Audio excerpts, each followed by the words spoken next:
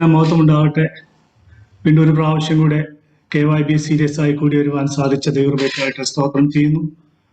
കഴിഞ്ഞ നാളുകളിൽ KYB കൂടി നമ്മുടെ പല കുടുംബങ്ങൾക്കും തിരുവചനം ഒരുമിച്ചിരുന്ന് പഠിക്കുവാനും അത് പ്രസന്റ് ചെയ്യുവാനും സാധിച്ചു വരുന്നു. ഞങ്ങൾക്കും അപ്പോസ്തല പ്രവൃത്തികൾ പഠിക്കുവാനും അതിവിടെ പ്രസന്റ് ചെയ്യുവാനും ദൈവം ഒരു അവസരം നൽകിയിരിക്കുന്നു. ഞങ്ങൾക്ക് ഈ അവസരം ഒരുക്കി തന്ന ഗാർഡൻ വർഷാപ്പ് ഗ്രൂപ്പിന്റെ ലീഡേഴ്സിനോടുള്ള പ്രത്യേക നന്ദി ആദ്യം തന്നെ അറിയിച്ചോളട്ടെ. ഒരു വാക്ക് പ്രാർത്ഥിച്ച് നമുക്ക് സ്റ്റഡി ആരംഭിക്കാം.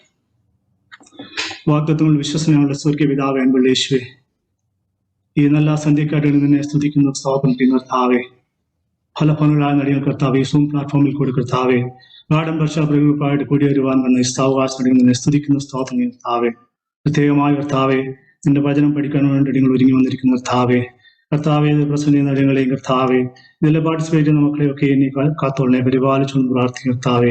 നിന്റെ ആദ്യയുടെ അവസാനം കർത്താവേ, നിന്റെ കൃപ ഞങ്ങളോട് ഉണ്ടായിരിക്കണമെന്ന് പ്രാർത്ഥിക്കും കർത്താവേ. അനുഗ്രഹിക്കണമെന്ന് പ്രാർത്ഥിക്കും കർത്താവേ. ഇതിൽ കടന്നു വന്നിരിക്കുന്ന എല്ലാ കുടുംബങ്ങളെയും ഏൽപ്പിച്ച് പ്രാർത്ഥിക്കുന്നു. പലവിധ കാരണങ്ങളാൽ കടന്നു വരാൻ സാധിക്കാത്ത പ്രിയപ്പെട്ട ഓർത്ത് പ്രാർത്ഥിക്കും. നീ കാത്തോളനെ പരിപാലിച്ചു കർത്താവേ. എല്ലാ അടികൾക്കായി വെച്ച് അന്വേഷിക്കുന്ന ഉപയോഗോട് കേൾക്കണമേ.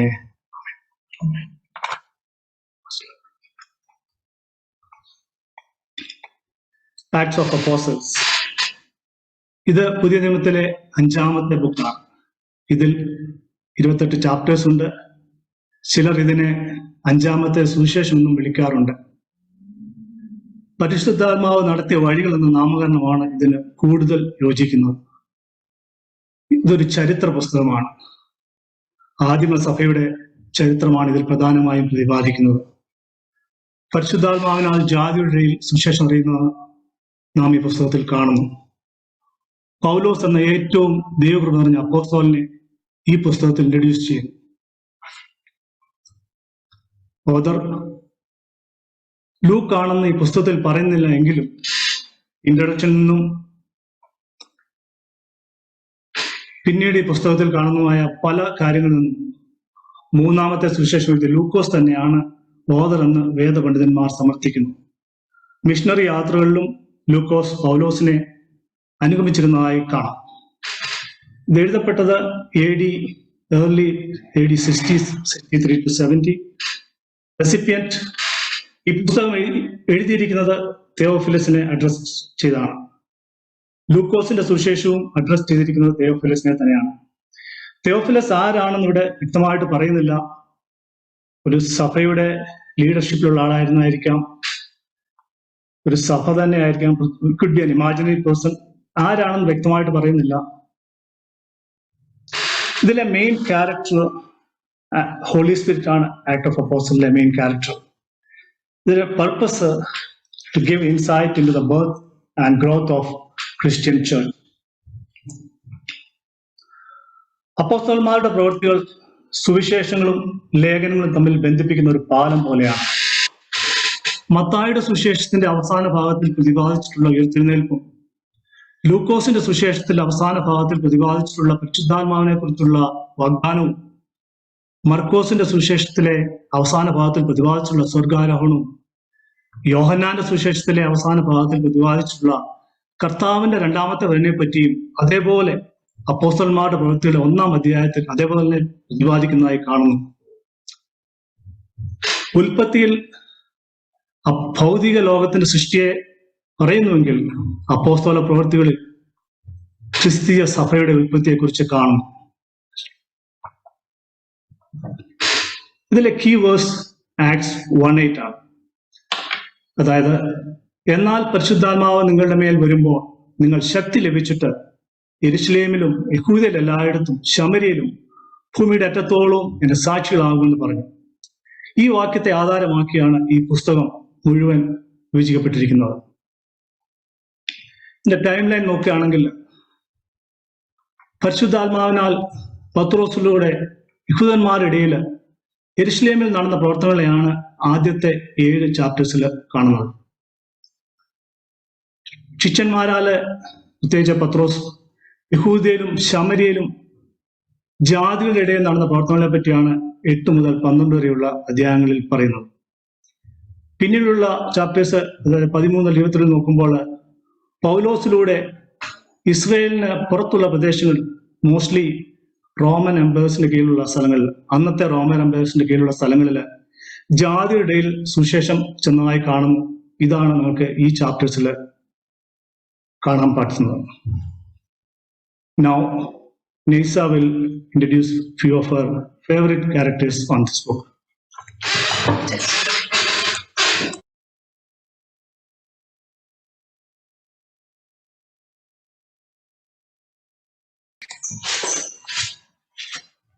Let me introduce some of my favorite characters from this book.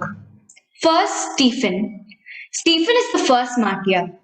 Chapter 6 of the Acts of the Apostles begins with the church establishing the office of deacon. 7 men full of spirit and wisdom were selected. One of them was Stephen. He was full of faith, grace, and power, and was doing great wonders and signs among the people. Jews rose to dispute with Stephen and ultimately stoned him to death. At this time, he saw the glory of God. He saw the heaven open up and Jesus standing at the right-hand side of God. While they were stoning him, he prayed, "Lord Jesus, receive my spirit." And he cried out, "Lord, do not hold this sin against them." Yes, he was truly a faithful follower of our Lord. Second, Cornelius and Peter. Cornelius was an officer in the Roman army. He lived in a place called Caesarea. He and his family respected God. They were not Jewish, they were Gentiles. He had a vision.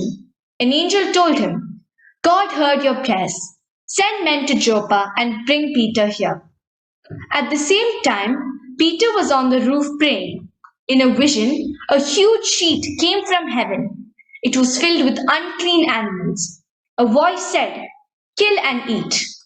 There were animals that Jews were not supposed to eat. So Peter replied, "I cannot eat them." The Lord replied, "Do not call anything impure that God has made clean." That's when Cornelius' messengers arrived. Peter understood that he has to go with them, even though Cornelius was a Gentile, whom Jews considered lower caste and unclean. He went with them and spoke to the family and friends of Cornelius about our Lord Jesus Christ. Holy Spirit came upon them and the whole society was saved. Third, the transformation of Saul. Saul was persecuting followers of Jesus Christ. He never believed in Jesus. God wanted Saul to work for him and spread the gospel. While he was on his way to Damascus to persecute the believers, a light from heaven flashed around him. He fell to the ground and heard a voice say to him, "Saul, Saul, why do you persecute me?" He asked, "Who are you, Lord?" "I am Jesus, whom you persecuted. Now get up and go into the city, and you will be told what you must do," said Jesus. The men traveling with Saul stood speechless. Saul got up from the ground, and he could see nothing. Later, he was healed by Ananias, a believer. He believed in our Lord and became the most powerful missionary. And as we all know, he is the author of almost half the books in the New Testament. Fourth, Philip and the Ethiopian official. As guided by an angel of the Lord, Philip, the disciple of Jesus, went down from Jerusalem to Gaza and met an Ethiopian official. Philip explained to him about Jesus. The official was saved and then baptized. Let's watch a short video about this incident. Stories of the Bible. Philip and the Ethiopian. This is Philip. Hello. Who was one of Jesus' disciples. Yep. Philip preached the good news of Jesus in many places. One day, an angel of the Lord spoke to him and said, "Go south down the desert road."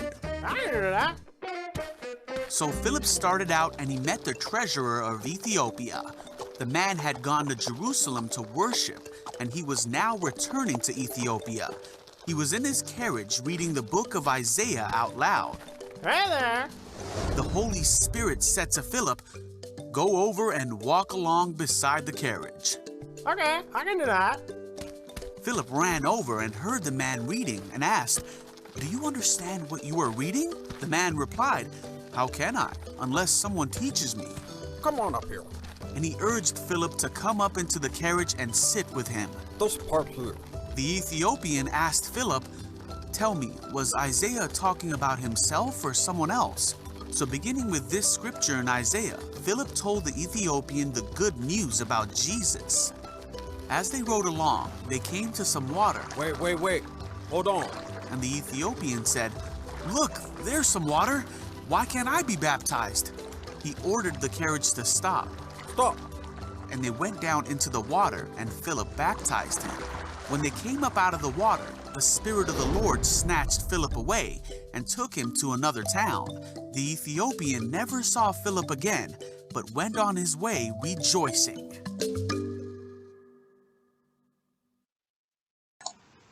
Now, Amma will take you through all the chapters of this book. Listen, there will be a quiz at the end.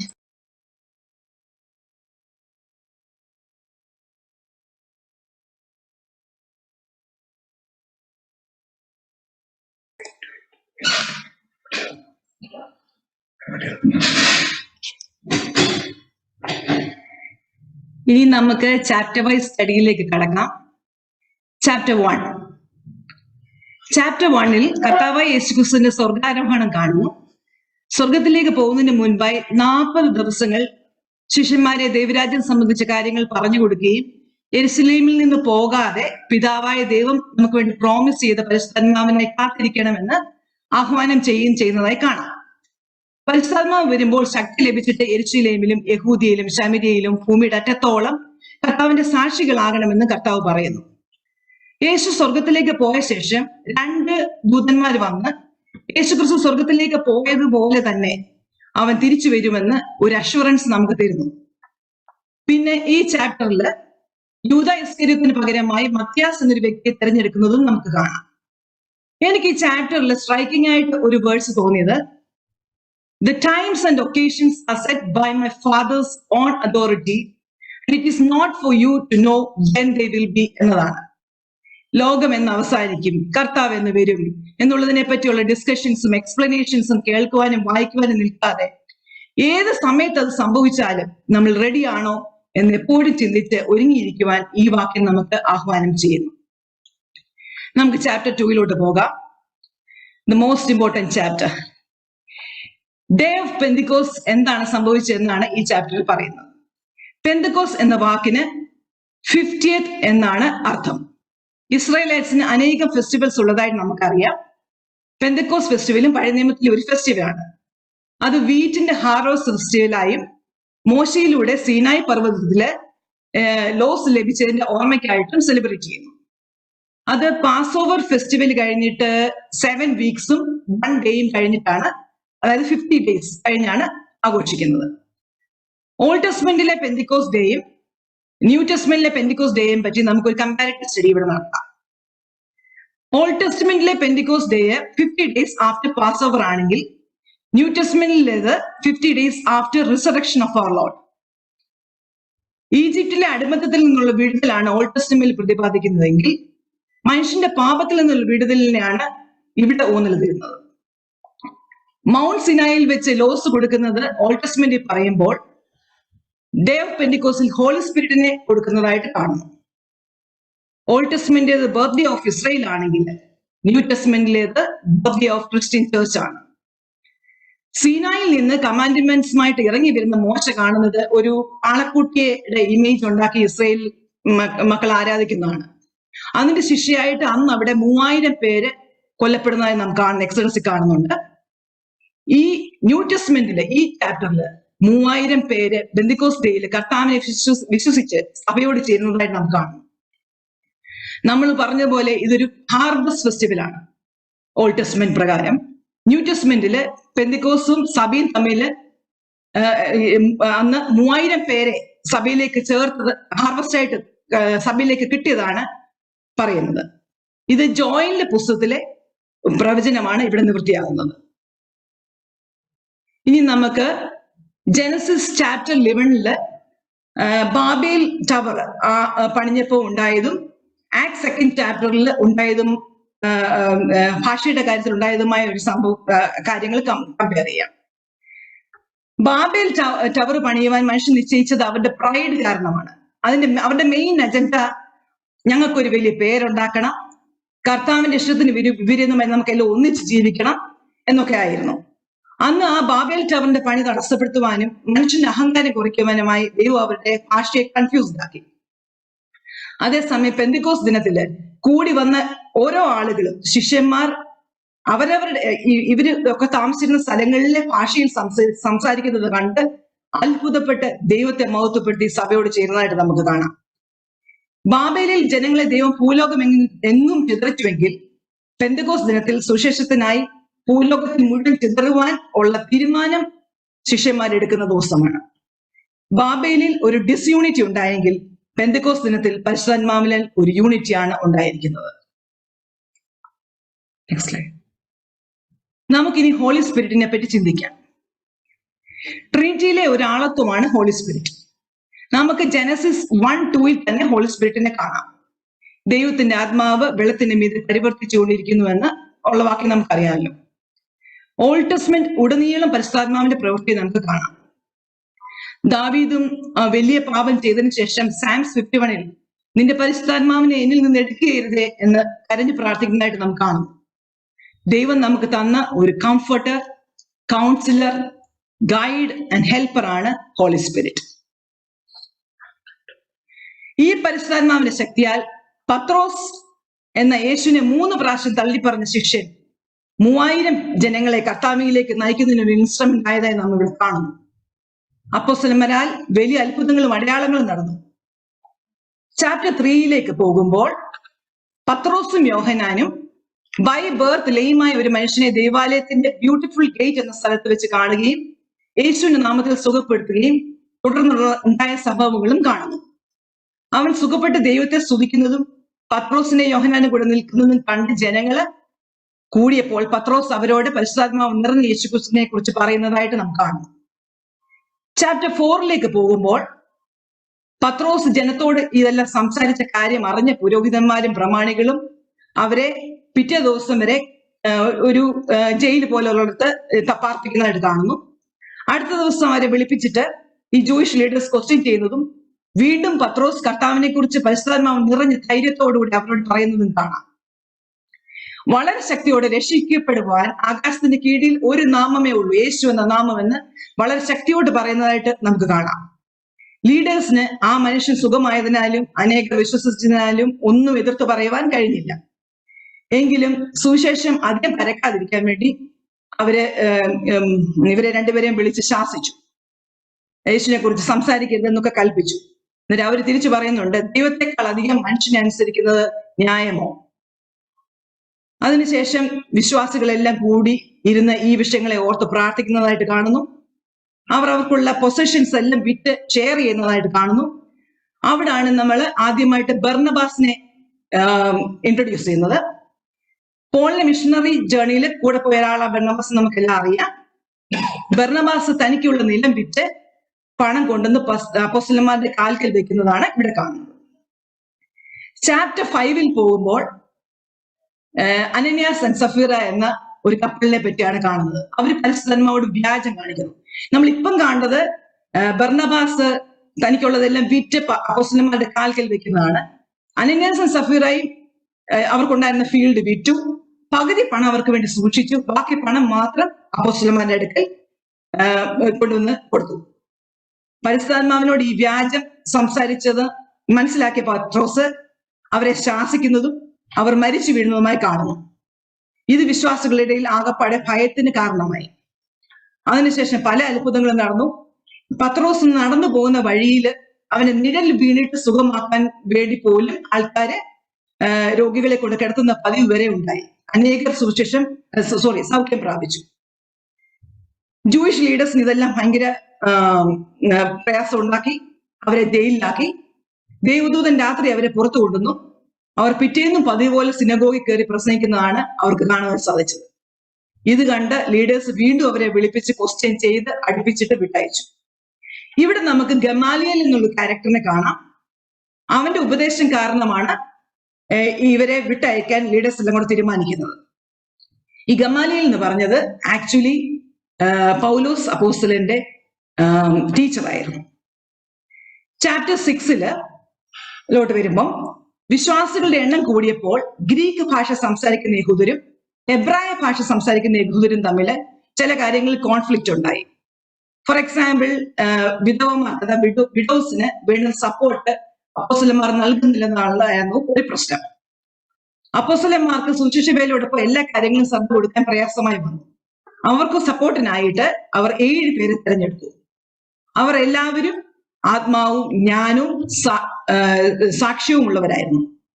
അവരെ പ്രാർത്ഥിച്ച് വേലയ്ക്കായിട്ട് dedicate ചെയ്തു.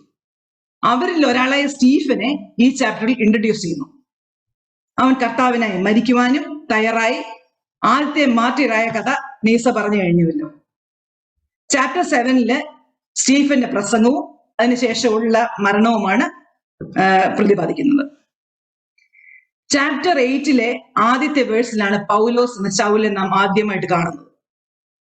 അവനെ പറ്റി അന്നേരം അവിടെ പറയുന്നത് he approve Stephen's murder എന്നാണ്. അവന്റെ ലീഡർഷിപ്പിൽ വിശ്വാസികളെ പേഴ്സിക്യൂട്ട് ചെയ്യാൻ തുടങ്ങുന്നതായിട്ട് ഇവിടെ കാണാം. ഉപദ്രവം കാരണം അവരെല്ലാം യഹൂദ ശമരിയ ദേശങ്ങളിലേക്ക് ചിതറിപ്പോയി. അങ്ങനെ പല സ്ഥലങ്ങളിൽ അവർ വചനം സംസാരിക്കുകയും ആ സ്ഥലത്ത് കർത്താവിലേക്ക് പുതിയ വിശ്വാസികളെ ആകർഷിക്കുന്നതായും കാണുന്നു. പീഡനം അഥവാ പേഴ്സിക്യൂഷൻ സഭയുടെ വളർച്ചയായി തീരുന്നത് നമുക്ക് കാണാൻ സാധിക്കുന്നു. അപ്പോസ്തലന്മാർ ആരുടെയെങ്കിലും തലയിൽ കൈവച്ചാൽ അവർക്ക് ഹോളി സ്പിരിറ്റ് നിറയുന്നതായിട്ട് കാണുന്നു. ഒരു മജീഷ്യനായ സൈമണും സേവ്ഡ് ആയി. പക്ഷെ അവന് അപ്പോസ്തലന്മാരുടെ അടുക്ക വന്ന് പണം കൊടുത്തിട്ട് എനിക്കും ഈ കഴിവ് തരണമെന്ന് അവരോട് പറയുന്നു. പീറ്റർ അവനെ ശാസിക്കുന്നതായിട്ട് കാണുന്നു. അതിനുശേഷം ആ ചാപ്റ്ററിൽ എത്യോപ്യൻ ഒഫീഷ്യലിനും ഫിലിപ്പുമായിട്ടുള്ള ആ ഇൻസിഡന്റിനെ കാണുന്നു. അത് നിസ പറഞ്ഞു. ചാപ്റ്റർ 9 തുടങ്ങുന്നത് കൺവേർഷൻ ഓഫ് സോൾ. അത് നമ്മൾ പ്രസന്റ് ചെയ്ത് കഴിഞ്ഞു. വിശ്വാസികൾക്ക് സോൾ രക്ഷപ്പെട്ടുവെങ്കിലും അവനെ പേടിയായിരുന്നു. ബർന്നബാസ് ആണ് അവനെ മറ്റു വിശ്വാസികളുടെ അടുക്കൽ കൊണ്ടുപോയി നടന്ന സംഭവങ്ങളെല്ലാം പറയുന്നത്. അതിനുശേഷം ആ ചാപ്റ്ററിൽ പീറ്റർ ലിഡായിലും ജോപ്പായിലും എന്ന സ്ഥലങ്ങളിലൊക്കെ പോകുന്ന കാണാം. അവിടെ വെച്ച് തബിത എന്നൊരു ലേഡി മരിക്കുന്നതും അവളെ സൗഖ്യമാക്കുന്നതും കാണാം. ഈ തബിത വളരെ പേർക്ക്, എസ്പെഷ്യലി അവിടുത്തെ വിഡോസിന് ഒത്തിരി പ്രയോജനമായിരുന്ന ഒരു സ്ത്രീയായിട്ടാണ് അവിടെ അവതരിപ്പിച്ചിരിക്കുന്നത്. ചാപ്റ്റർ 10 മുഴുവൻ പീറ്റർ ആൻഡ് കൊർണേലിയസ് ആ സബ്ജക്റ്റ് ആണ്. അത് നമ്മൾ കേട്ട് കഴിഞ്ഞു. അങ്ങനെ ജെന്റൈൽസിന്റെ ഇടയിലും, അതായത് ജാതികളുടെ ഇടയിലും കർത്താവിനെ അറിയുന്നതിനും വിശ്വസിക്കുന്നതിനും അവരും പരിശുദ്ധാത്മാവിനാൽ നിറയുന്നതും നാം കാണും. ചാപ്റ്റർ 11, ഈ ചാപ്റ്ററിൽ ദൈവവചനം കൈക്കൊണ്ട് ഈ ജാതികൾ ദൈവവചനം കൈക്കൊണ്ടെന്ന് കേട്ടപ്പോൾ അപ്പോസ്തലന്മാർ വിശ്വാസികൾക്കും അത് ആക്സെപ്റ്റ് ചെയ്യാൻ പ്രയാസമാകുന്നതായിട്ട് കാണാം. യഹൂദന്മാർക്ക് നമുക്കറിയാം ജെന്റൈൽസിനെയും അവരുടെ രീതികളെയും ഒക്കെ അംഗീകരിക്കാൻ പ്രയാസമുണ്ട്. അങ്ങനെ പീറ്ററിനെതിരെ ക്രിറ്റിസിസം ഉണ്ടായി. പീറ്റർ അവൻ ദർശനം കണ്ടതും കൊർണേലിയസിന്റെ അടുക്ക പോയതും അവിടെ സംഭവിച്ചതും അങ്ങനെ എല്ലാ കാര്യങ്ങളും വിവരിച്ചു പറഞ്ഞു. മറ്റു വിശ്വാസികളും ദൈവത്തെ സ്തുതിച്ച ശേഷം പത്രോസിനെ പോലെ ജാതികളോട് സുവിശേഷം പറയുവാൻ ആരംഭിച്ചു. സ്റ്റീഫന്റെ മരണസമയത്ത് ഉണ്ടായ പേഴ്സിക്യൂഷൻ കാരണം ഫൊണീഷ്യ, സൈപ്രസ്, അന്ത്യോക്യ എന്നീ സ്ഥലങ്ങളിൽ പലരും ചെതറിപ്പോയി. ജെന്റൈൽസിനോട് അവിടെ സുവിശേഷം പറയാൻ ആരംഭിച്ചു. വളരെയധികം പേര് വിശ്വസിച്ചു. ബർന്നബാസും ദൈവവചനം പറയുന്നതിൽ അവരെ സഹായിച്ചു. ശൗലിനെ അവരോടൊപ്പം കൂട്ടി. ഈ ആന്ത്യോക്യയിൽ വെച്ചാണ് വിശ്വാസികൾക്ക് ആദ്യം ക്രിസ്ത്യാനികൾ എന്ന പേരുണ്ടായത്. പിന്നീട് അവിടെ ആ ചാപ്റ്ററിൽ കാണുന്ന അഗബസ് എന്ന പ്രോഫിറ്റ് പറഞ്ഞ് ഒരു ക്ഷാമം ഉണ്ടാകുന്നതും വിശ്വാസികൾ ഈ സമയം അങ്ങോട്ടും ഇങ്ങോട്ടും അവരുടെ കഴിവനുസരിച്ച് ഷെയർ ചെയ്ത് സഹായിക്കുന്നതായിട്ട് കാണുന്നു. ചാപ്റ്റർ 12 ചെല്ലുമ്പോൾ സെബഡിയുടെ മക്കളായ, നമുക്കറിയാം യോഹന്നാനും യാക്കോബും സെബഡിയുടെ മക്കളെന്ന്. ആ യോഹന്നാന്റെ ബ്രദറായ യാക്കോബിനെ ഹെരോദ രാജാവ് വാൾകൊണ്ട് കൊല്ലുന്നതാണ് ഈ ചാപ്റ്റർ സ്റ്റാർട്ടിങ്. ഇത് യഹൂദന്മാർക്ക് വളരെ സന്തോഷമായി. രാജാവ് അത് കേട്ടപ്പോൾ പത്രോസിനെയും പിടിച്ച് ജയിലിലാക്കി. വിശ്വാസികൾ അവന് വേണ്ടി പ്രാർത്ഥിക്കാൻ തുടങ്ങി. ഒരു ഏഞ്ചൽ വന്നു, പത്രോസിന്റെ ചെയിൻ എല്ലാം അഴിഞ്ഞുപോയി. ഏഞ്ചൽ അവനെ വിടുവിച്ചു. ശിഷ്യന്മാരെല്ലാം പ്രാർത്ഥിച്ചുകൊണ്ടിരുന്ന മർക്കോസിന്റെ വീട്ടിലായിരുന്നു. അവിടേക്ക് പത്രോസ് എത്തുന്നു. പത്രോസ് എത്തിയ വാതിൽ കൊട്ടുന്ന ശബ്ദം കേട്ടപ്പോൾ സെർവന്റുകൾ ഓടി വന്നു. അവർക്ക് മനസ്സിലായത് പത്രോസാണ്. അവൾ തിരിച്ച് ഓടിച്ചെന്ന് ശിഷ്യന്മാരോട് പറയുന്നുണ്ട്. പക്ഷേ അവരെല്ലാം കൂടിയിരുന്ന് പ്രാർത്ഥിക്കുമായിരുന്നെങ്കിലും ആരും അത് വിശ്വസിച്ചില്ല. നമ്മളും അങ്ങനെയൊക്കെ ആണെന്ന് നമുക്കറിയാം. അത് നമ്മൾ മാറ്റി നമ്മുടെ വിശ്വാസത്തെ നമ്മൾ വർദ്ധിപ്പിക്കാനായിട്ട് ശ്രമിക്കണം. പീറ്റർ പിന്നീട് കൈസരിയിൽ പോയി താമസിക്കുന്നതായിട്ട് നമ്മൾ കാണുന്നു. ദൈവത്തിന് മഹത്വം കൊടുക്കാത്തത് കൊണ്ട് ഈ പറഞ്ഞ ഹെരോദ രാജാവിനെ കർത്താവ് ശിക്ഷിച്ചു. അവനെ വേംസ് തിന്ന് മരിക്കുന്നതായിട്ട് ഈ ചാപ്റ്ററിൽ കാണുന്നു. ദൈവവചനം പരന്നുകൊണ്ടേയിരുന്നു. ഇനിയും പൗലോസിന്റെ മിഷണറി യാത്രയിലൂടെ നിങ്ങളെ കൊണ്ടുപോകാൻ നോയലിന് കൈമാറുന്നു.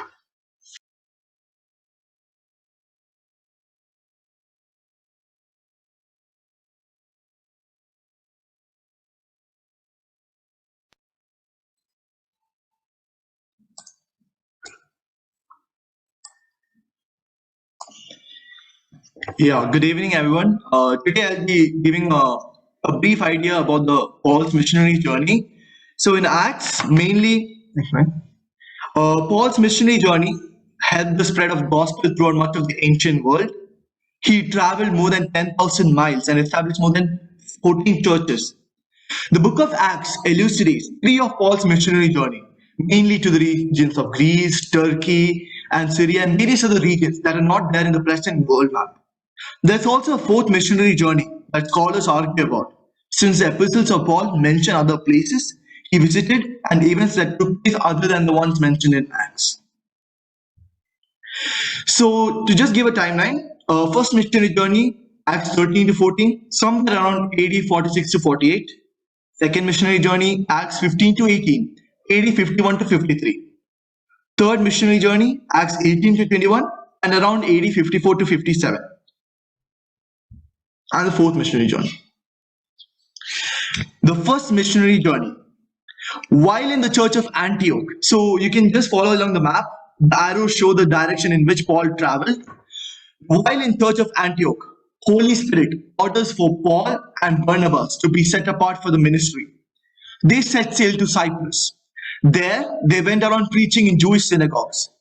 John Mark, cousin of Barnabas, was there to assist them. John Mark is the same person who wrote the book of Mark. Yeah. Here they confront the false prophet Bar Jesus. He stood as a barrier to the high Roman official who wanted to learn about Jesus.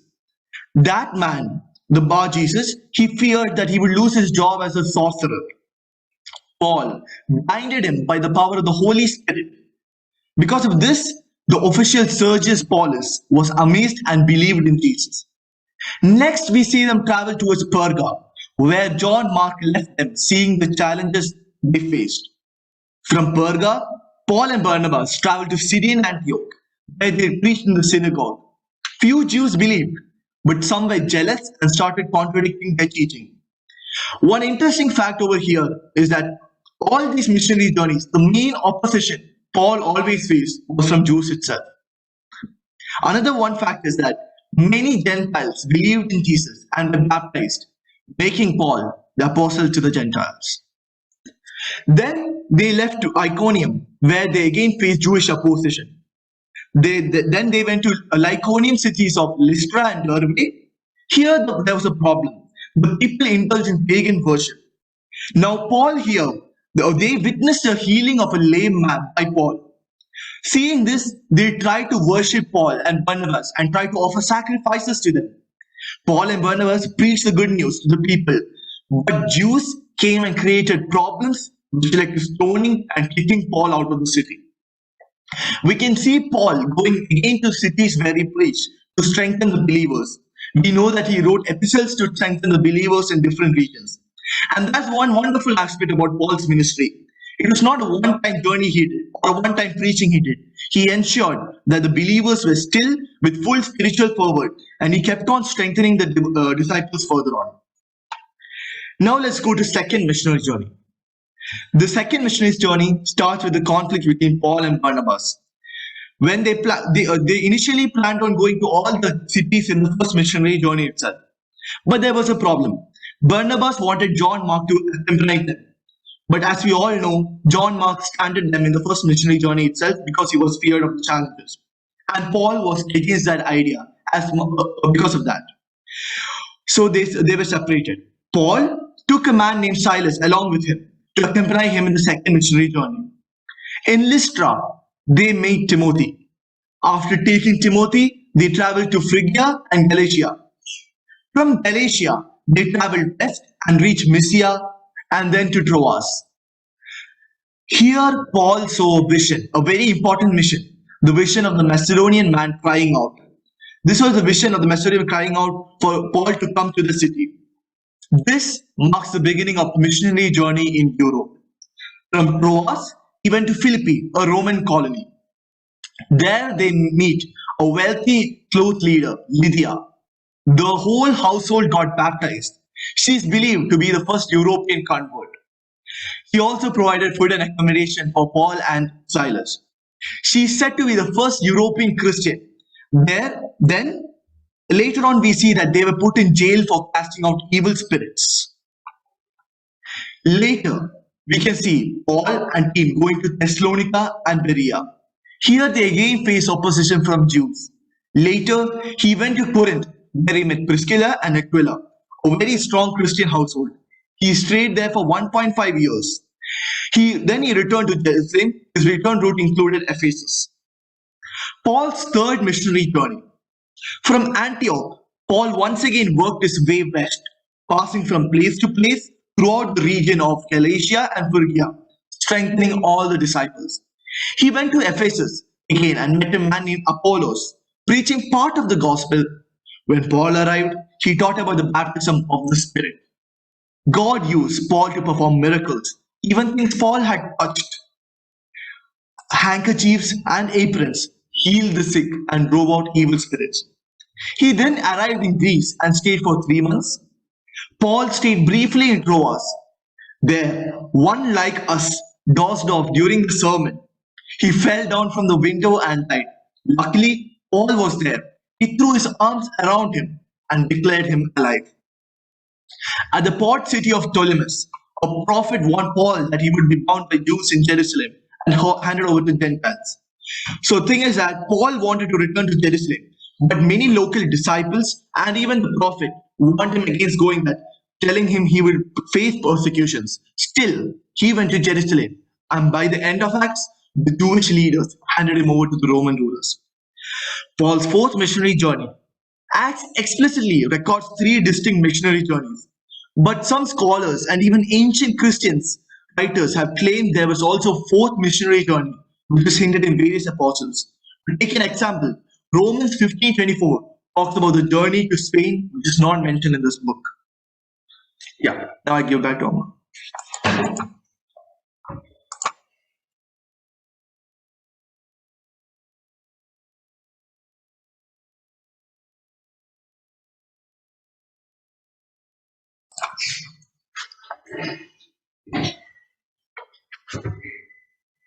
നമുക്കിനി chapter 13 തൊട്ട് നോയിൽ പറഞ്ഞതല്ലാതുള്ള കാര്യങ്ങൾ പറയാം.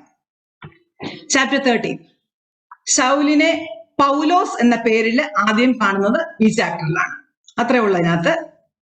Chapter 14 പൂർണ്ണമായിട്ട് നോയിൽ പറഞ്ഞു കഴിഞ്ഞു. ഇനി 15 ഈ ചാപ്റ്ററിൽ യഹൂദ വിശ്വാസികളിടയിൽ സർക്കംസിഷൻ വേണോ വേണ്ടയോ എന്ന് ഒരു തർക്കമുണ്ട്. പൗലോസും ബർന്നബാസും മറ്റു ചിലരും ഈ തർക്കസംഗതികളെ പറ്റി ചർച്ച ചെയ്യുവാൻ വേണ്ടി യെരുശലേമിൽ അപ്പോസ്തലന്മാരുടെ അടുക്കൽ എത്തി.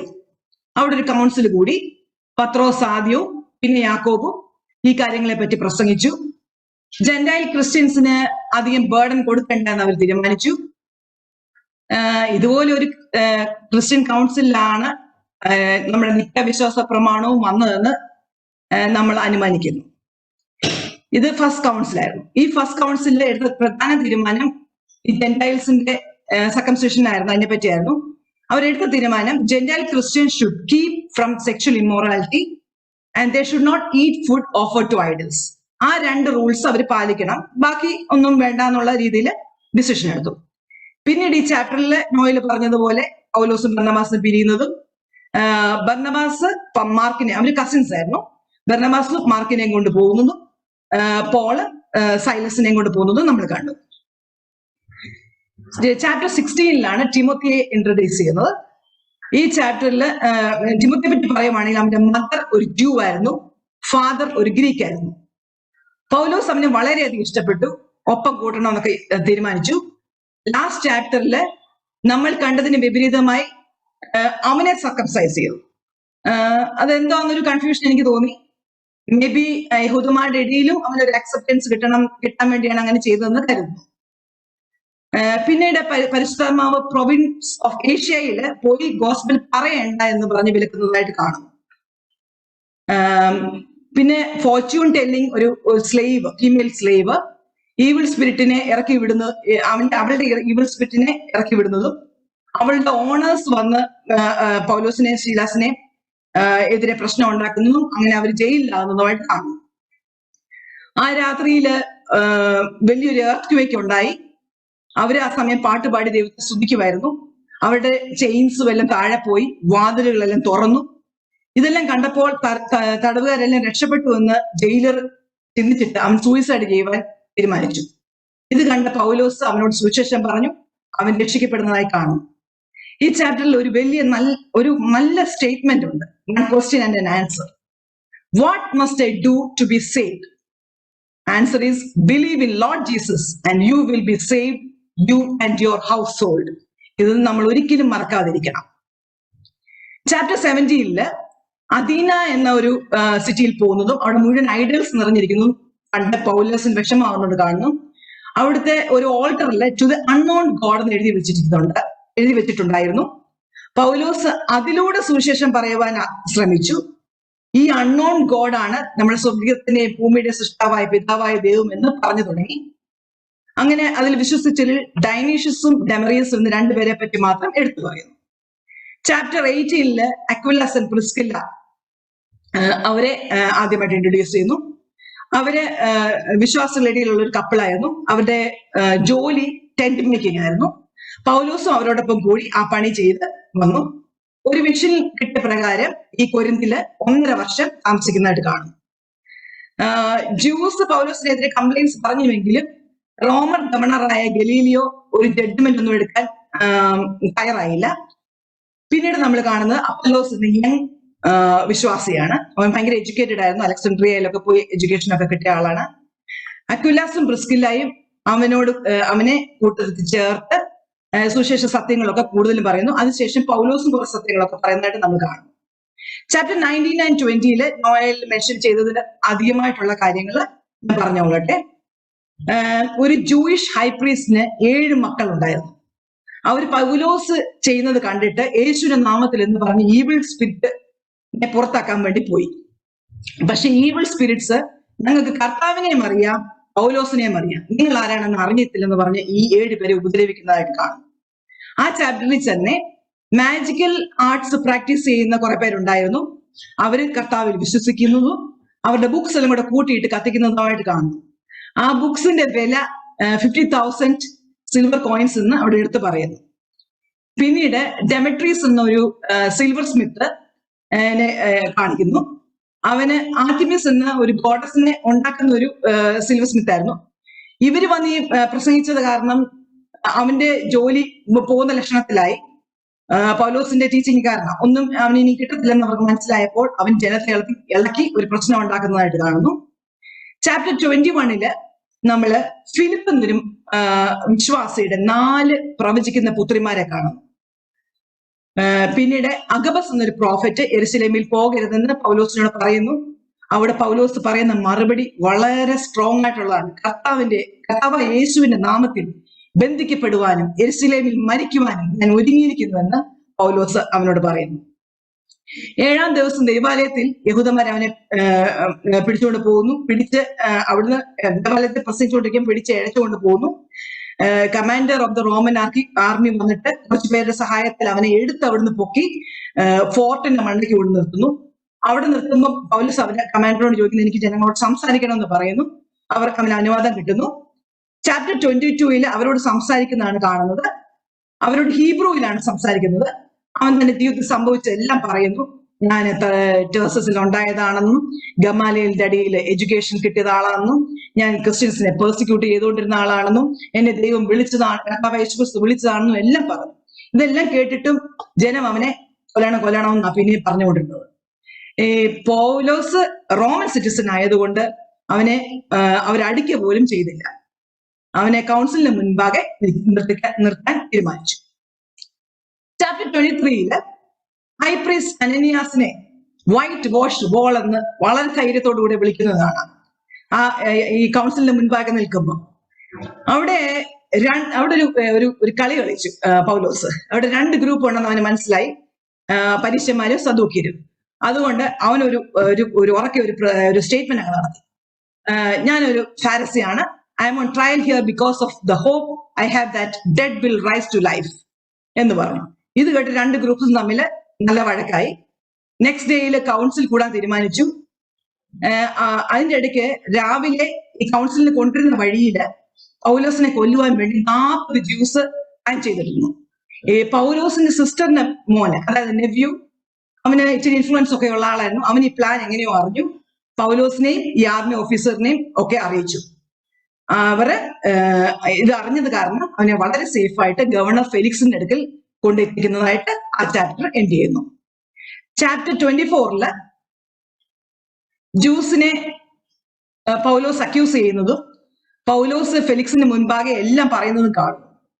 ഫെലിക്സിന് ഒരു തീരുമാനം എടുക്കാൻ സാധിക്കുന്നില്ല.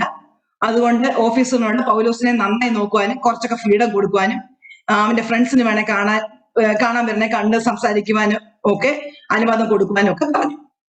പിന്നെ കാണുന്നത് ഫെലിക്സും വൈഫ് ഡ്രുസില്ലായും യേശുവിനെ കുറിച്ച് കൂടുതൽ അറിയാൻ ആഗ്രഹിച്ച് പൗലോസിനെ വിളിപ്പിക്കുന്നതായിട്ട് കാണുന്നു. പക്ഷെ ജഡ്ജ്മെന്റ് ഡേയിനെ പറ്റിയും സെൽഫ് കൺട്രോളിനെ പറ്റിയും ഒക്കെയുള്ള ടോപ്പിക്സ് കേട്ടപ്പോൾ അവർ ഭയപ്പെട്ട് പിന്നെയും അവനെ തടവിലാക്കി. പിന്നീട് നമ്മൾ കാണുന്നത് ഗവർണർ ഫെസ്റ്റസ് ട്രാൻസ്ഫർ ആയിട്ട് വരുന്ന, ഫെലിക്സ് മാറി ഫെസ്റ്റസ് വരുന്നതായിട്ട് കാണുന്നു. ഫെസ്റ്റസ് വന്ന ഉടനെ ഹൈ പ്രീസ്റ്റ് പൗലോസിനെതിരെയുള്ള പരാതികളൊക്കെ പറഞ്ഞു തുടങ്ങി. കുറച്ച് ദിവസത്തിന് ശേഷം പൗലോസിനെ കോർട്ടിൽ കൊണ്ടുവന്നു. പക്ഷേ ജ്യൂസിന് അവനെതിരെ പറഞ്ഞ ചാർജസ് തെളിയിക്കാൻ കഴിഞ്ഞില്ല. ഫെസ്റ്റസിനെ കാണുവാന് അഗ്രിപ്പ രാജാവും വൈഫ് ബെർണീസും വന്നു. ഈ കാര്യങ്ങളെല്ലാം ഫെസ്റ്റസ് അന്നേരം അഗ്രിപ്പ രാജാവിനോട് പറഞ്ഞു. അഗ്രിപ്പ രാജാവിന് അവനോട് കൂടുതൽ കേൾക്കുവാൻ പറ്റിയ ഒരു ആഗ്രഹം ഉണ്ടായി. ചാപ്റ്റർ 26 ഫുൾ ചാപ്റ്റർ പൗലോസ് അഗ്രിപ്പ രാജാവിന്റെ മുൻപിൽ പറയുന്ന കാര്യങ്ങളാണ്. അഗ്രിപ്പ രാജാവിന് ആ പ്രസംഗം നന്നായിട്ട് ഇഷ്ടപ്പെട്ടു. ഇവിടെ പൗലോസ് അഗ്രിപ്പ രാജാവിനോട് ഒരു കാര്യം പറയുന്നുണ്ട്, ഒരു ഇൻസ്പയറിംഗ് സ്റ്റേറ്റ്മെന്റ് ആണ്. My prayer to God is that you and all the rest of you who are listening to me today might become what I am except for these chains. ഈ ചങ്ങലകൾ അല്ലാതെ ബാക്കി എല്ലാ കാര്യത്തിലും എന്നെ പോലെ വിശ്വാസി നീയും ഇവിടെ നിൽക്കുന്ന എല്ലാവരും ആകണമെന്നാണ് എന്റെ പ്രാർത്ഥനയെന്ന് അവൻ അവിടെ പറയുന്നു. ചാപ്റ്റർ 27 ചെല്ലുമ്പോൾ പൗലോസിനെയും മറ്റ് പ്രിസണേഴ്സിനെയും ഇറ്റലിയിലേക്ക് കൊണ്ടുപോകാൻ ഡൂലിയസ് എന്നൊരു റോമൻ ഓഫീസറിനെ ഏൽപ്പിക്കുന്നതായിട്ട് കാണുന്നു. അവർ യാത്ര തുടങ്ങി. യാത്രാ മധ്യേ പൗലോസ് യാത്രയിൽ ഒത്തിരി കുഴപ്പങ്ങളുണ്ടാകും, കഷ്ടനഷ്ടങ്ങൾ ഉണ്ടാകും എന്നൊക്കെ ഒരു വാർണിംഗ് കൊടുക്കുന്നുണ്ട്. പക്ഷെ ആരും അവനെ ശ്രദ്ധിച്ചില്ല. അവൻ ജസ്റ്റ് ഒരു തടവുകാരനല്ലേ, എന്തൊരു ശ്രദ്ധിക്കാനാ.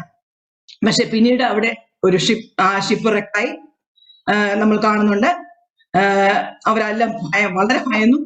അന്നേരം പൗലോസ് നിങ്ങളുടെ ആരുടെയും ജീവൻ നഷ്ടപ്പെടുത്തില്ലെന്ന് പറഞ്ഞ് അവരെ ധൈര്യപ്പെടുന്നതായിട്ട് കാണുന്നു. പിന്നീട് കപ്പല് പല കഷ്ണങ്ങളായി അവരോരോരോ തടികളിൽ വുഡൻ പ്ലാങ്ക്സിലൊക്കെ പിടിച്ച് ഒരു ഐലൻഡിലെത്തി. ചാപ്റ്റർ 28 ആ എത്തിയ ഐലൻഡ് മോൾട്ട എന്ന് പറയുന്നു. വളരെ ഫ്രണ്ട്ലി ആയിട്ടുള്ള ജനങ്ങളായിരുന്നു മോൾട്ടയില്.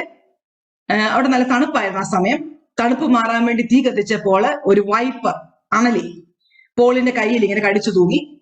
ജനങ്ങൾ അത് കണ്ടപ്പോൾ ഇവന് ഷിപ്രക്ക് കഴിഞ്ഞ് ഇങ്ങോട്ട് വന്ന് ഇവിടെ അണലിയും പിടിക്കാൻ പോവാന്നല്ലോ എന്ന് പറഞ്ഞ് ഇവനെ ദൈവങ്ങൾ തന്നെ കൊല്ലാൻ തീരുമാനിച്ചിരിക്കുക, ഇവൻ ഒരു കൊലപാതകനായിരിക്കും എന്നൊക്കെ പറഞ്ഞു.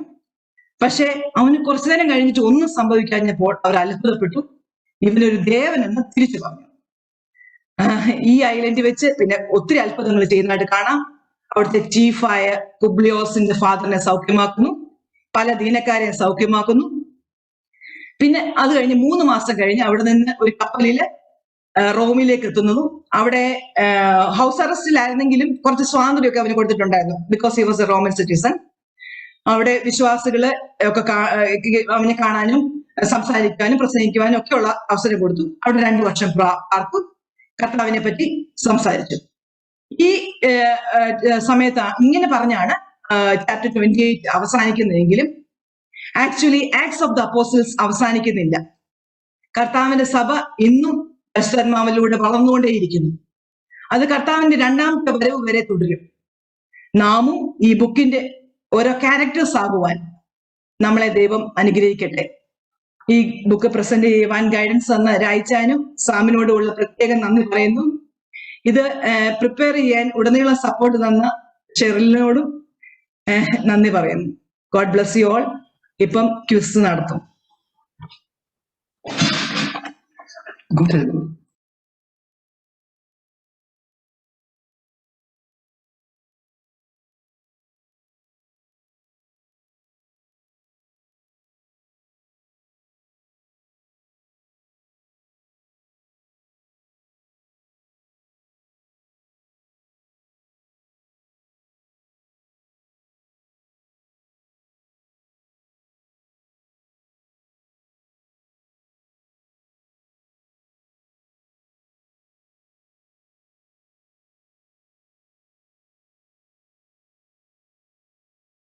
Now we're going to have a short quiz. Please open in your internet browser and type in this link. I'll put it in the chat also. And once you take this link, you have to write down this code and you'll enter the game.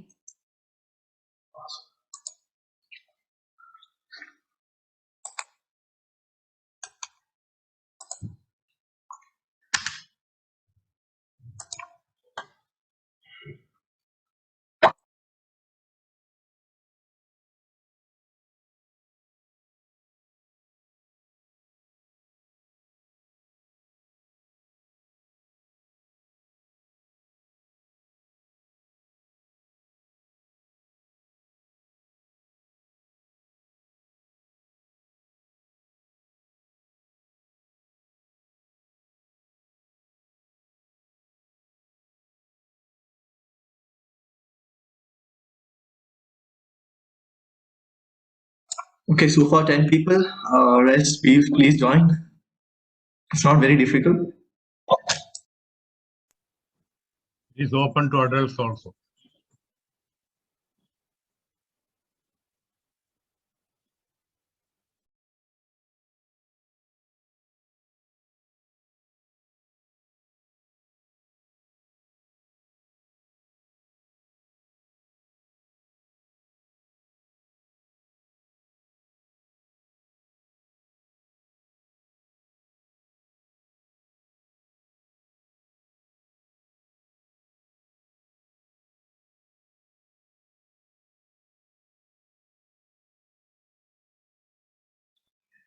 Team people, anyone else to join? Adults, please join. Solomon uncle, Raji uncle, all join. Let them be inspiration to all the adults. If Solomon and Susan are there, then no one else will join. That's a problem. Somebody's put something in chat.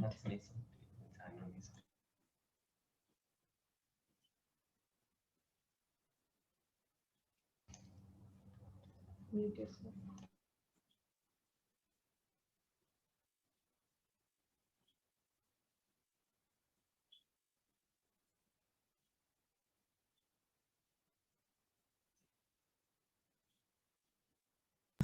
Right now, 17.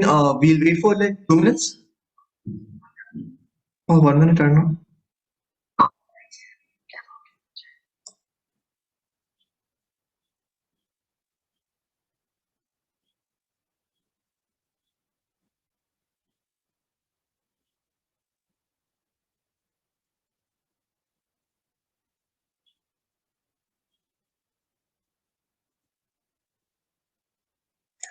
Binonga, we'll start.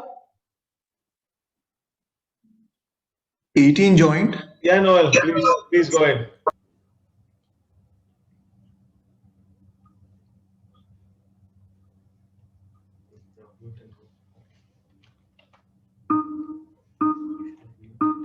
Mute yourself.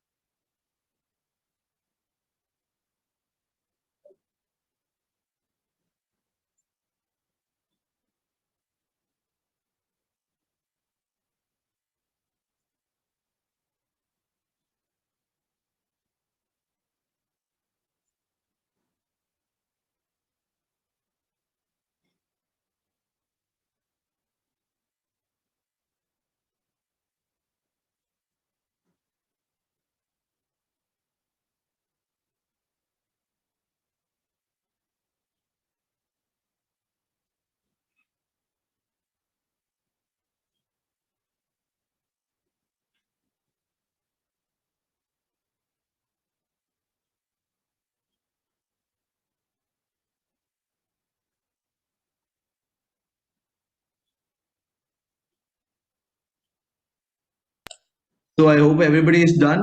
We'll end the quiz now.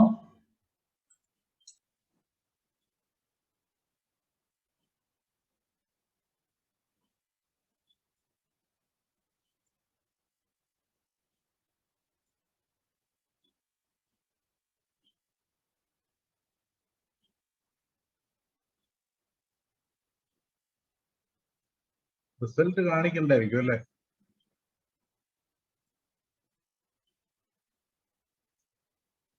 Johan. So everyone can see Johan is first, Andrew, Angela, Annette are second, and Megan is third. Congrats. And we have a lot of people who have 90% and above. That's also really good. 100% also. Thank you all for participating. Got the Oh, over to Vinod uncle and Rajan.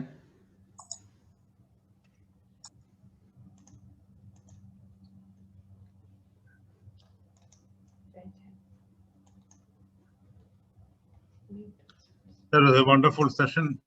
Thank you, Binoy, Donna, Noel, and Nisa.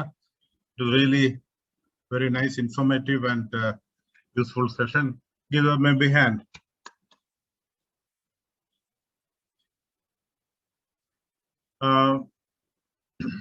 ഇതിനകത്ത് പ്രത്യേകിച്ച് additions ഒന്നും എനിക്ക് പറയാനില്ല.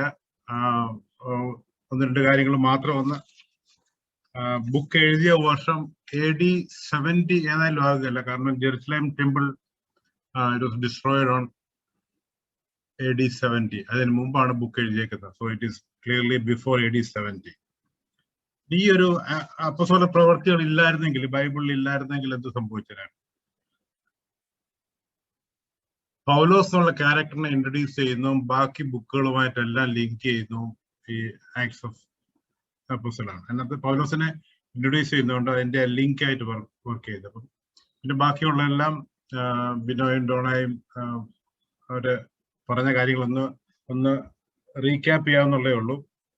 ഈ ബുക്കിനകത്ത് നമ്മൾ ആ ഒരു ripple കാണുന്നുണ്ട്, സുവിശേഷം സ്പ്രെഡ് ചെയ്ത്. ആദ്യമേ ജെറുസലേം ഏരിയയില്, പിന്നെ അത് കഴിഞ്ഞിട്ട് ജുഡായ ആൻഡ് സമാരിയ, അത് കഴിഞ്ഞിട്ട് എൻഡ്സ് ഓഫ് ദി വേൾഡ്. അത് അങ്ങനെയാണ് ബൈബിളിൽ പറയുന്നത്, എൻഡ്സ് ഓഫ് ദി വേൾഡ്. അത് ഏഷ്യ മൈനറിലും പിന്നെ അത് കഴിഞ്ഞിട്ട് യൂറോപ്പിലും ഒക്കെ സ്പ്രെഡ് ചെയ്ത് ഒരു റിപ്പിൾ പോകുന്ന പോലെ ആണ് ഇത് പോകുന്നത്. അതിനകത്ത് 4 കീ ഈവെന്റ്സ് ഇതിനകത്ത് പറയുന്നുണ്ട് ഇത് സ്പ്രെഡ് ചെയ്യാനുള്ള റീസൺ. ഒന്നാമത്തെ ഈവന്റ് എന്ന് പറയുന്നത് ഡേ ഓഫ് പെന്തക്കോസ്റ്റില്.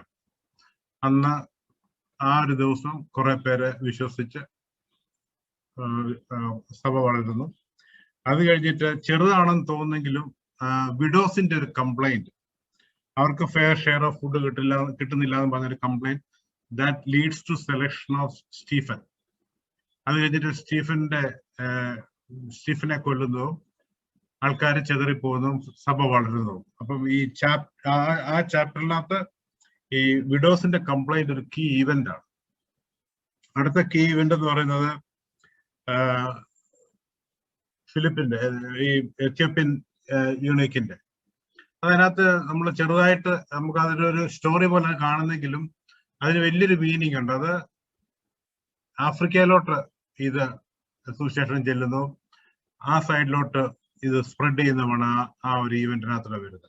പിന്നെ വരുന്നത് ജാതികൾക്ക് വേണ്ടിയുള്ള സ്പ്രെഡിങ്, അത് കൊർണോലിയസിന്റെ കുത്തിവെച്ചുള്ള ഈ 4 കീ ഈവന്റ്സ് ഇതിനകത്ത് വരുന്നുണ്ട്. നമ്മൾ ഈ ബുക്ക് നോക്കുന്നുണ്ട്. നമുക്ക് ബിനോയുടെ ആദ്യത്തെ സ്ലൈഡിനകത്തുണ്ടായിരുന്നു 2 സെക്ഷൻ. ആദ്യത്തെ കുറെ നേരം പീറ്റർ ജ്യൂസുമായിട്ടുള്ള സംവാദിക്കുന്ന കാര്യങ്ങളും, ചാപ്റ്റർ 1 to 12. അത് കഴിഞ്ഞ് വരുന്ന മുഴുവനും പോൾ ടു ജെന്റൈൽ. ഇങ്ങനെ 2 സെക്ഷൻ ഈ അപ്പോസ്തല പ്രവർത്തികൾക്ക് നമുക്കിവിടെ എടുക്കാം. പിന്നെ വരുന്ന ഒരു സെക്ഷൻ വൈസ് നോക്കുകയാണെങ്കിൽ നമ്മൾ ഈ കാണുന്ന ഈ സ്പ്രെഡ് ചെയ്യുന്ന ഈ റിപ്പിളിന്റെ കാര്യം പറഞ്ഞല്ലോ, ആ ഒരു ഇത്.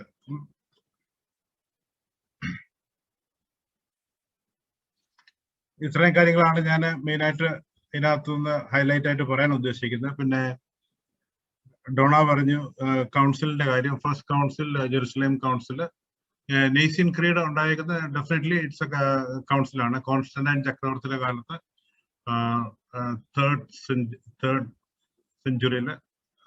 സെക്കൻഡ് സെഞ്ചുറിയില് കോൺസ്റ്റന്റൈൻ ചക്രവർത്തിയുടെ കാലത്ത് എല്ലാ സഭകളും എല്ലാ ബിഷപ്സും കൂടെ ചേർന്ന് കൂടിയ കൗൺസിലാണ് നമ്മുടെ നെയ്സിയൻ ക്രീഡ്, നിക്കിയ വിശ്വാസ പ്രമാണം അംഗീകരിക്കുന്നു. അത് വരുന്നു ആ ബൈബിളിന്റെ ഫോർമേഷൻ തന്നെ അങ്ങനെയുള്ള കൗൺസിലിൽ കൂടെ ഏതൊക്കെ ബുക്ക് വേണം എന്നുള്ളതൊക്കെ തീരുമാനിക്കുന്നു.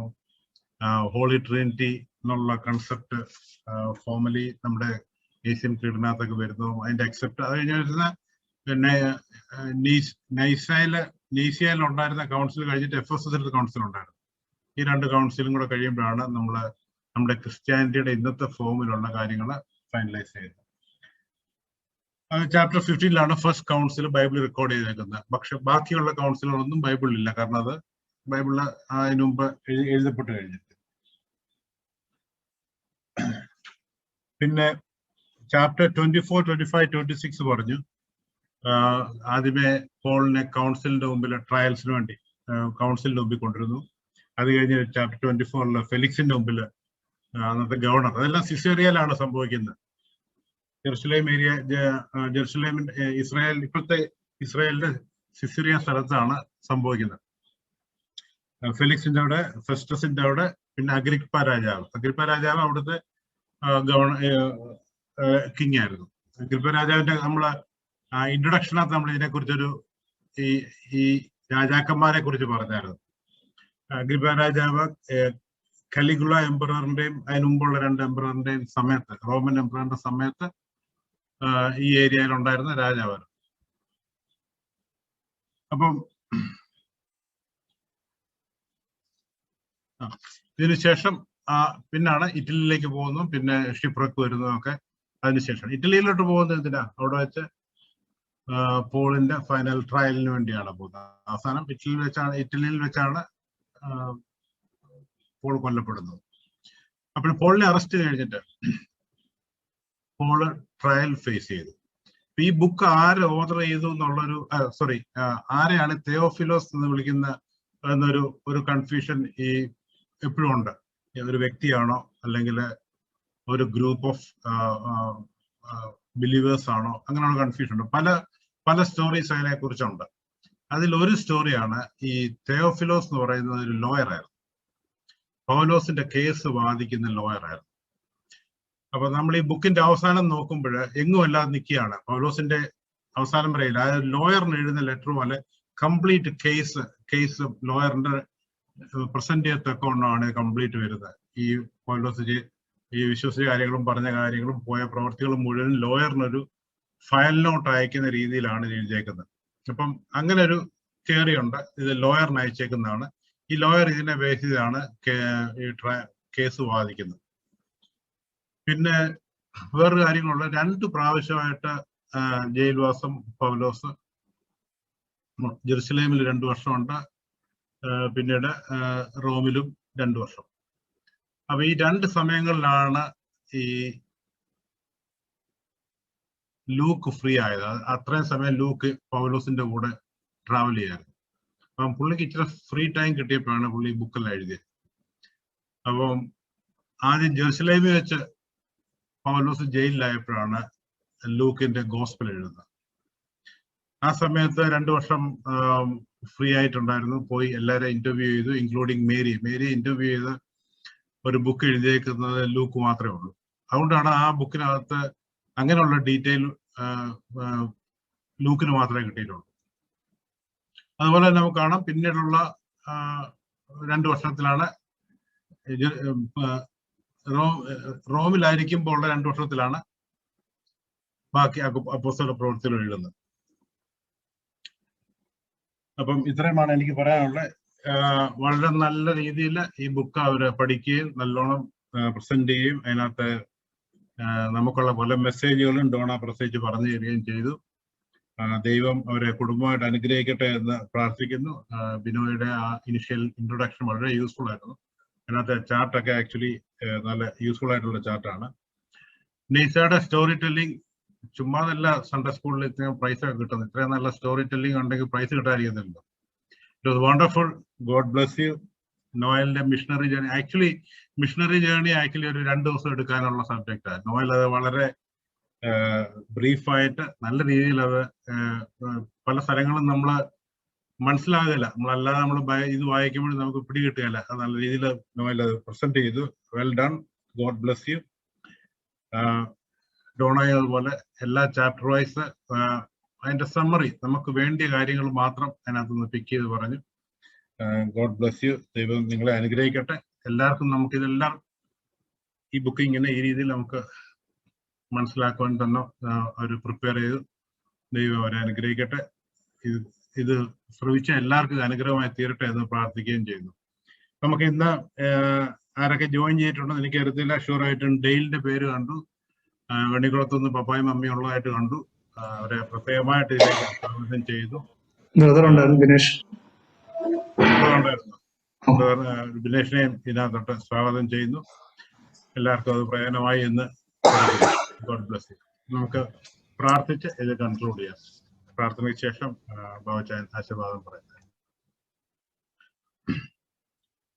ഞങ്ങളെ അതിവാത്സല്യമായി സ്നേഹിക്കുന്ന ഞങ്ങളുടെ സ്വർഗ്ഗസ്ഥപിതാവേ, കർത്താവേ, ഈ രാത്രി സമയത്ത് അടിയങ്ങൾക്ക് ഒരു പ്രാവശ്യം കൂടെ നിന്റെ മുമ്പിൽ മുട്ടുമടക്കുവാൻ തന്ന കൃപയ്ക്കായിട്ട് സ്തോത്രം. കർത്താവെ, ഈ അനുഗ്രഹിക്കപ്പെട്ട ദിവസത്തിൽ അനുഗ്രഹീതമായ ഒരു കർത്താവെ ഒരു ബൈബിൾ സ്റ്റഡി ഞങ്ങൾക്ക് ലഭിച്ചതിനായിട്ട് സ്തോത്രം ചെയ്യുന്നു. കർത്താവെ, അതിനെ നിങ്ങളുടെ മക്കളെ വിനോദിയും കുടുംബത്തെ എടുത്ത് ഉപയോഗിച്ചതിനായിട്ട് കർത്താവെ നന്ദിയോടെ സ്തോത്രം ചെയ്യുന്നു. കർത്താവെ, ഇന്ന് ഞങ്ങൾ കേട്ട വചനങ്ങൾ ഞങ്ങളുടെ ജീവിതത്തിൽ പ്രയോജനമുള്ളതായിരിക്കാനും ഞങ്ങളുടെ ജീവിതത്തെ അതനുസരിച്ച് ക്രമീകരിക്കാനും ഞങ്ങളുടെ മുമ്പോട്ടുള്ളത് വചനധ്യാനത്തിനും പഠിത്തത്തിനും ഒക്കെ കർത്താവെ പ്രയോജനമുള്ളതായിരിക്കാനും കർത്താവെ ഇടയാക്കണമേ. കർത്താവെ, ഞങ്ങൾ ഇനി അടുത്തായിട്ട് പോളിന്റെ ലെറ്റേഴ്സിലോട്ട് പ്രവേശിക്കുമ്പോൾ കർത്താവെ ഈ ബുക്ക് എത്രയോ പ്രയോജനപ്രദമായിരിക്കുന്നു എന്ന് ഞങ്ങൾ കർത്താവെ അറിയുന്നു.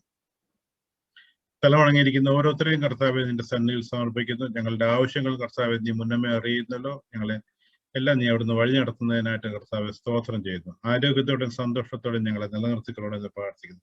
ഞങ്ങളുടെ കുഞ്ഞുങ്ങളെ എല്ലാം സമർപ്പിച്ച് പ്രാർത്ഥിക്കുന്ന കർത്താവെ, പരീക്ഷ എഴുതുന്ന കുഞ്ഞുങ്ങളുണ്ട് കർത്താവെ, പബ്ലിക് എക്സാം എഴുതാൻ വേണ്ടി ഒരുങ്ങിയിരിക്കുന്നവരുണ്ട് കർത്താവെ, പല അനിശ്ചിതത്വങ്ങൾ കർത്താവെ ചുറ്റും നടക്കുമ്പോൾ കർത്താവെ അവരെ ബലപ്പെടുത്തണമേ. അവർക്ക് ശരിയായ രീതിയിൽ പഠിക്കുവാനും അവരുടെ ജീവിതം മുമ്പോട്ട് കെട്ടിപ്പടുത്തുവാനും കർത്താവെ കൃപ നൽകണമേ. രോഗത്തിന്റെ അവസ്ഥയിൽ ഇരിക്കുന്ന അനേകരുണ്ട് കർത്താവെ, ഞങ്ങളുടെ അറിവിൽ അപ്പുറത്തുമായിട്ട് കർത്താവെ അനേകർ പ്രതിസന്ധിയിലായിരിക്കുന്നു. അവർക്കെല്ലാം വേണ്ടി പ്രാർത്ഥിക്കുന്ന കർത്താവെ, പലതരം പ്രതിസന്ധിയിൽ ആയിരിക്കുന്നവരുണ്ട് കർത്താവെ. ഞങ്ങളുടെ കൂട്ടത്തിൽ തന്നെ കർത്താവെ രോഗത്തിന്റെ പിടിയിലായി കർത്താവെ, എന്നാലും നീ അവിടുന്ന് സൗഖ്യം കൊടുത്തു. നന്ദിയോടെ സ്തോത്രം ചെയ്യുന്നു. അവരെല്ലാം നിന്റെ സന്നിധിയിൽ സമർപ്പിക്കുന്നു. ഞങ്ങളുടെ മാതാപിതാക്കളെ എല്ലാം കർത്താവെ സമർപ്പിക്കുന്നു. ദൂരത്തായിരിക്കുന്ന മക്കളെയും സമർപ്പിക്കുന്നു. ഞങ്ങളുടെ ഇടവകയെ മുറ്റുമായിട്ട് സമർപ്പിക്കുന്നു കർത്താവെ. അനുഗ്രഹിക്കപ്പെട്ട ഒരു കൂട്ടമായിട്ട് കർത്താവെ, നിന്റെ സാക്ഷികളായിട്ട് കർത്താവെ ദുബായ് ഇടവക മാറുവാൻ തക്കണം കർത്താവെ നീ അവിടുന്ന് പ്രവർത്തിക്കണം. എൻ്റെ എല്ലാ ചുമതലക്കാരെയും നേതാക്കന്മാരെയും കർത്താവെ അവിടുന്ന് ബലപ്പെടുത്തണമെന്ന് പ്രാർത്ഥിക്കുന്നു. ഞങ്ങളുടെ പട്ടക്കാരെ എല്ലാം സമർപ്പിച്ച് പ്രാർത്ഥിക്കുന്നു കർത്താവെ. ഞങ്ങളുടെ മേൽപ്പെട്ടക്കാരെയും സഭയെയും മുറ്റുമായിട്ട് സമർപ്പിക്കുന്നു. പ്രതിസന്ധിയുടെ കാലഘട്ടത്തിൽ കർത്താവെ സഭ കടന്നു പോകുമ്പോൾ നീ കർത്താവെ സഭയുടെ പരമാധ്യക്ഷനായിട്ട് കർത്താവെ നീ അവിടുന്ന് വഴി നടത്തണമെന്ന് പ്രാർത്ഥിക്കുന്നു. കർത്താവെ, ലോകത്തിലെ മഹാമാരിയുടെ വ്യാധിയില് അകപ്പെട്ടിരിക്കുന്ന കർത്താവെ, നീ അതിനൊരു മോചനം കൊടുക്കണമെന്ന് പ്രാർത്ഥിക്കുന്നു കർത്താവെ. കർത്താവെ, അടിയങ്ങൾ ഇപ്പോൾ പിരിയാത്ത സാന്നിധ്യം ഞങ്ങളുടെ കൂടെ ഉണ്ടായിരിക്കണമേ. ചോദ്യത്തിൽ നമ്മളെ കൊണ്ടുവന്നിരിക്കണമെന്ന് യേശുവിന്റെ നാമത്തിൽ അപേക്ഷിക്കുന്ന കൃപയോടെ കേൾക്കണമേ. ആമേൻ. സ്വർഗസ്സനായ ഞങ്ങളുടെ പിതാവേ, നിന്റെ രാജ്യം വരയണമേ. നിന്റെ ഇഷ്ടം സ്വർഗത്തിലെ പോലെ ഭൂമിയിലുമാകണമേ. ഞങ്ങൾക്ക് ആവശ്യമുള്ള ആഹാരം തരണമേ. ഞങ്ങളുടെ കടക്കാരോട് ഞങ്ങൾ ക്ഷമിച്ചിരിക്കുന്ന പോലെ ഞങ്ങളുടെ കടങ്ങളും പാപങ്ങളും ഞങ്ങളോട് ക്ഷമിക്കണമേ. ഞങ്ങളെ പരീക്ഷയിലേക്ക് പ്രവേശിപ്പിക്കാതെ ഞങ്ങളെ ദോഷത്തിൽ നിന്ന് രക്ഷിച്ചോണമേ. എന്നാൽ രാജ്യവും ശക്തിയും മഹത്വവും എന്നേക്കും നിനക്കുള്ളതാകുന്നു. ആമേൻ. നമ്മുടെ കർത്താവായ യേശു ക്രിസ്തുവിന്റെ കൃപയും പിതാവായ ദൈവത്തിന്റെ സ്നേഹവും ആശ്വസിപ്പിക്കുന്ന പരിശുദ്ധാത്മാവിന്റെ സാന്നിധ്യവും സഹവാസവും കൂട്ടായ്മയും കർത്താവെ ഞങ്ങളെ കേൾപ്പിച്ച വചനത്തോടുകൂടിയും വചനം ശുശ്രൂഷിച്ച ബിനോയ് പ്രിയ കുടുംബത്തോടുകൂടിയും ഞങ്ങൾ കേട്ട വചനം ഞങ്ങളുടെ ജീവിതത്തിന്റെ അനുഗ്രഹമായി തീരുന്നതിനോടുകൂടിയും തുടർന്നുള്ള എല്ലാവരുടെയും ആവശ്യങ്ങളോടുകൂടിയും ഇന്നും എപ്പോഴും ഉണ്ടായിരിക്കുമാറാകട്ടെ.